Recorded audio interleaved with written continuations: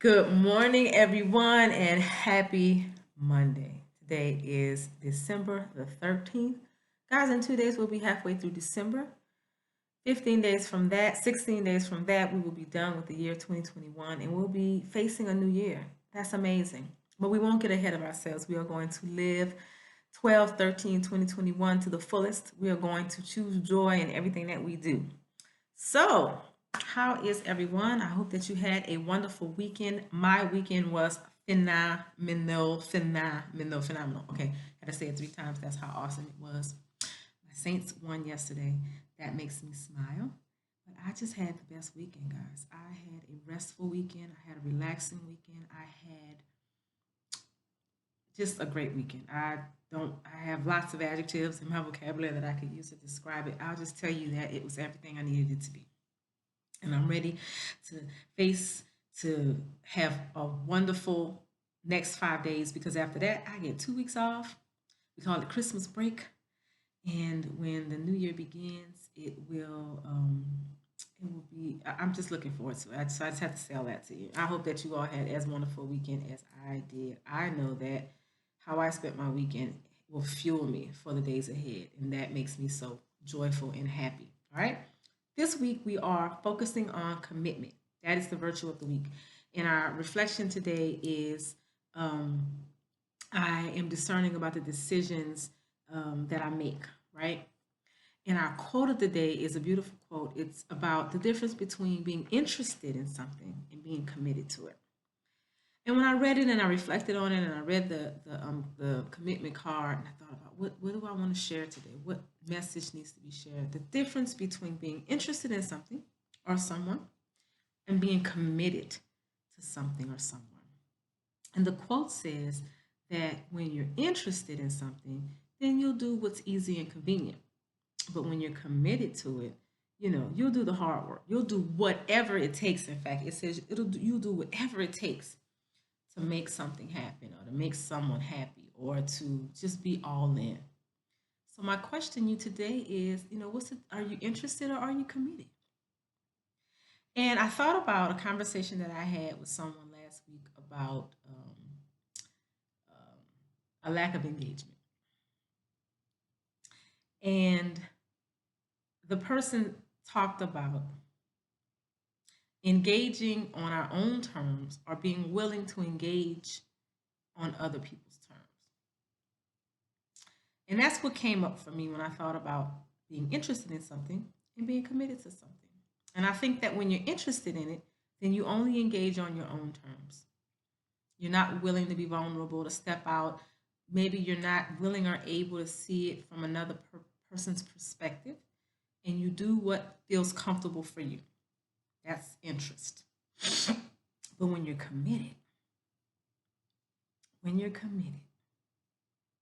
you're able to engage the way other people engage. You're able to meet people where they are.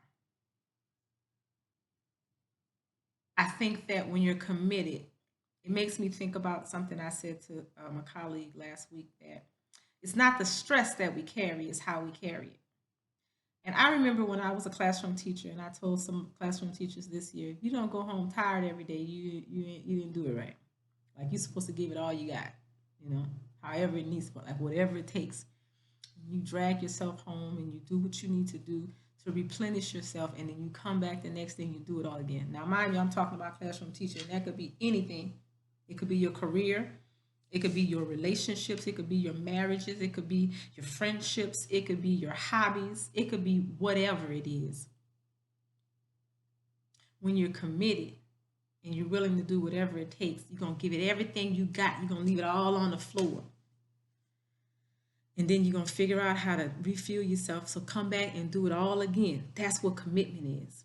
But when you're just interested in something, you'll only do what you feel like doing. You give yourself an out. You make excuses for why you can't do more. You know, that's it right there. I think that's a really good point to examine. So my suggestion to you in the email is you need to examine the alignment between what you say you're committed to and the things that you're doing to honor the commitments.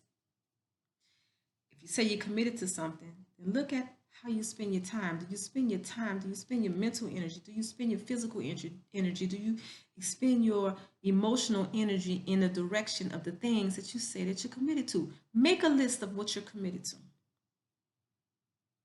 And then from each of those things, draw off how much time every day you spend toward that thing.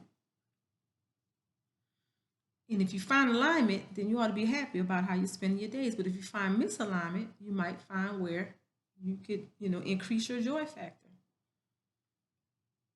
Make sure that there's alignment between what you say that you want and what you're committed to and how you spend your time and energy. When there's alignment there, everything works out. And you feel good about the way you are working. You feel good about the energy that you put into things because things are aligned well. It's when we're out of alignment that we're stressed out and we're depressed and we're anxious and we're angry and we're sad and we're unfulfilled. So if you want to be fulfilled, if you want to feel joy, if you want to choose joy, then look for alignment between your commitments and how you spend your time. And remember, I'm talking about your mental energy, the things you think about, your emotional energy, the things that you feel passionate about, your physical energy. So do that journaling. I'm going to do some journaling myself. And I know that what will come out of that will be fruitful and beneficial. So that's the message for you today. I hope that there's something in there that is helpful to you. I hope that you are ready for a marvelous, magnificent Monday, that maybe you'll eat a muffin for breakfast, some meatloaf for dinner, or something meatless even. Meatless Monday. I don't know. Be well. Be kind to yourself. Be kind to others. I had someone tell me yesterday that I don't know the power of my own smile. And I say to you, yes, I do. Sometimes I let what's going on around me get the best of me, but I do know the power of my smile. And that's why I always tell people to gift the world the beauty and the warmth of your smile because you feel better, you look better, and everybody around you feels better too. Thank you so much for tuning in. I hope everyone is doing well. Take care.